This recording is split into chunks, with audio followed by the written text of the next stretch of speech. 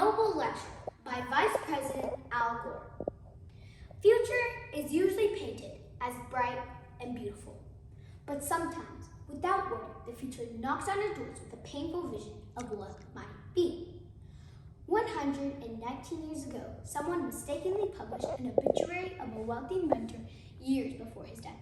Wrongly believing the inventor had just died, a newspaper printed a harsh judgment of this man's work, unfairly labeling him the merchant of death because of his invention, dynamite.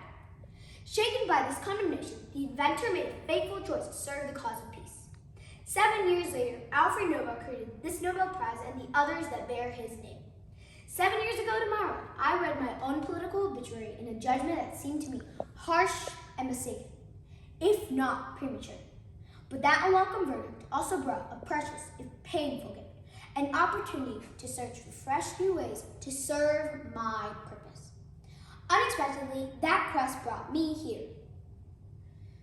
Even though I fear that my words cannot match this moment, I pray that what I am feeling in my heart will be communicated clearly enough that those who hear me will say, we must act.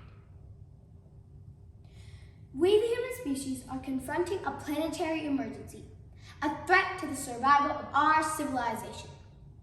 That is gathering ominous and destructive potential, even as we gather here. But there's hopeful news as well. We have the ability to solve this crisis and avoid the worst, though not all of its consequences, if we act boldly, decisively, and quickly. Today we dumped another 70 million tons of global warming pollution into the thin shell atmosphere surrounding our planet, as if it were an open sewer. And tomorrow we will dump a slightly larger amount with the cumulative concentration now trapping more and more heat from the sun. As a result, the Earth has a fever, and the fever is rising. The experts have told us it is not a passive affliction that will heal by itself. Unsure, we ask for a second opinion, and a third, and a fourth. And the constant conclusion restated with the increasing alarm that something basic is wrong. We are what is wrong, and we must make it right. In the last few months, it has been harder and harder to misinterpret the signs that our world is spinning out of kilter. Major cities in North and South America, Asia, and Australia are nearly out of water due to massive droughts and glaciers melting. Desperate farmers are losing their livelihoods.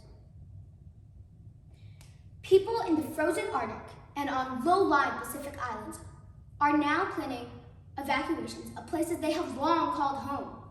Millions have been displaced due to massive floodings in South Asia, Mexico, and 18 countries in Africa.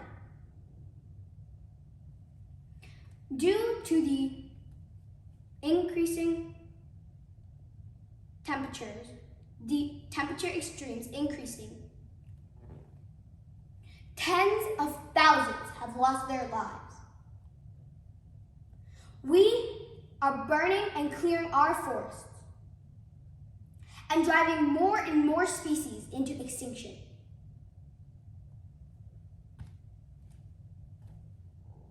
The very web of which we depend is being ripped and frayed. We never intended to cause all this destruction, just as Alfred Nobel never intended that dynamite would be used for waging war. He had intended that his invention would promote human progress. We shared that same goal when we started burning large amounts of coal and oil and methane. Now science is warning us that if we do not reduce the amount of global warming pollution that has trapped so much heat that our planet usually radiates back into the atmosphere, we are in danger of creating a carbon summer. As the American poet Robert Frost wrote, some say the world will end in fire, some say in ice, but neither need to be our fate. It's time to make peace with our planet.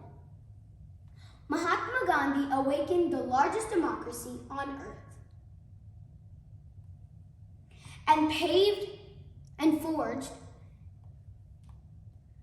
a shared resolve of what he called Satyagraha, or truth force. The truth, once known, has the power to set us free. The truth also has the power to unite us and bridge the distance between me and we, creating a platform on common effort and shared responsibility.